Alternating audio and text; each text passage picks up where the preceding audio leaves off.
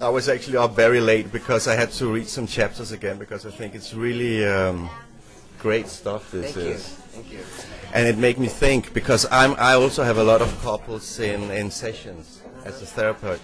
And the funny thing is that actually here you give meaning to the whole thing about chemistry. It makes sense. Everything suddenly starts to make sense when you realize she's suddenly upset and she's talking about things and the man's wondering why is she making a big deal out of this.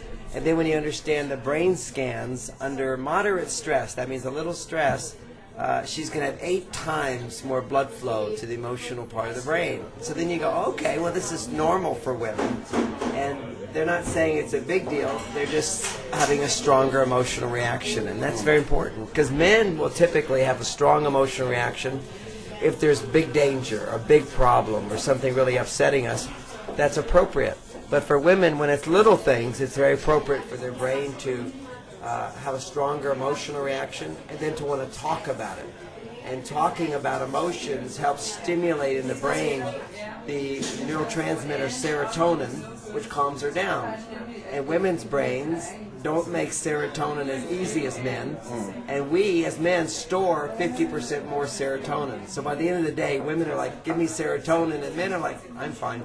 Yeah, that's good that you mentioned that because actually I wanted you to just tell a few things from the book because they're essentials because people that haven't read the book, maybe they don't understand what we're going to talk about. Right. Well, one of the other essentials, just as like a basic, is that, which is new information for most people. It was new for me, and I've been studying this my whole life. But in the last 5 years, the universities have found that the hormone testosterone, which we all associate with men because they've known this for a long time, that men have 30 times more testosterone than women.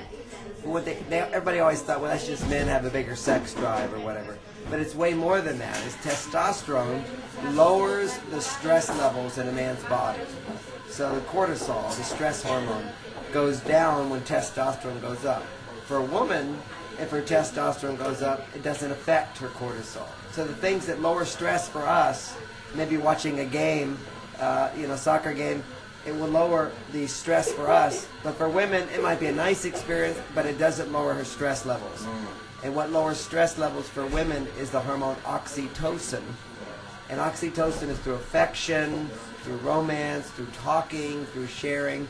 It produces oxytocin in us, but too much oxytocin for men makes us sleepy, but for women, it makes them begin to glow. Yeah. That's why I like also the explanation with when you drive fast in the car, because I see myself in that with my wife, that I like to drive fast on the highway, and she likes me to slow down. Yeah. Because a little bit of risk and danger, and for many men it's different, but somewhat more risk and danger. But when you're driving fast, it's exciting. It's a little more risky, but it's not. But it's pushing the edge. When you push the edge, for a man and for a woman, that push increases testosterone. It's sort of the fight or flight response. But for women, that doesn't lower her stress, and for men, it does. So we're feeling more comfortable, and she's feeling uncomfortable. And so we go, what problem do you have with that? But this gives us greater understanding, gives us a greater level of compassion. And compassion is what, really relationships are about, is you care about somebody and you want to support them. But if you don't understand what their real needs are, you don't support them. You think, oh, that's not important. Why is she making a big problem out of it? Or she might think, you're tired after a day of work and you're wanting to sit down. She thinks, what is he sitting down for? What's his problem? Why doesn't he want to join in and help out? Well, she needs to understand that when he's sitting down, he's rebuilding testosterone levels. And that's very important for men. And that was a big revelation for me. I didn't even know that when I wrote Minute from Mars, talking about how men have their cave time and they need to just go to their cave and be alone for a little while.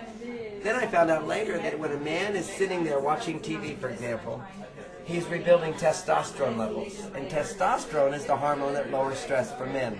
And women don't feel the great need for that. They can enjoy that, but they don't feel the need for that because their stress levels are not affected by anything that produces testosterone.